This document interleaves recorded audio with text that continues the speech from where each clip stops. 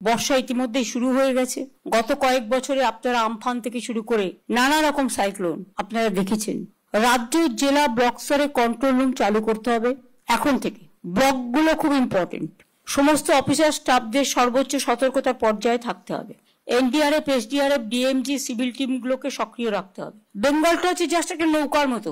ঝাড়খণ্ডে বর্ষা হলে ডুবে যাবে দক্ষিণবঙ্গ, ভুটানে বর্ষা হলে ডুবে যাবে উত্তরবঙ্গ, নেপালে বর্ষা হলে ডুবে যাবে উত্তরবঙ্গ।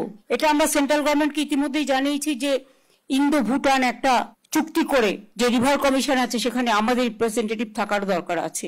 আগে বন্যা নিয়ন্ত্রণ এবং গঙ্গা ভাঙন এই দুটো সেন্ট্রাল গভর্নমেন্টের হাতে ছিল, এখনো আছে। 14 বছর 15 বছর ধরে আমরা কিন্তু কোনো পয়সা পাইনি। বন্যার ত্রাণে আসামও টাকা পায়, কিন্তু আমরা পাই না। সিকিম, ভুটানে কিন্তু ইতিমধ্যেই বর্ষা হচ্ছে। ফলে আপনাদের একটু সতর্ক থাকতে হবে। সারা পশ্চিমবাংলায় আমাদের একটা ডিজাস্টার ম্যানেজমেন্ট সিস্টেম আছে।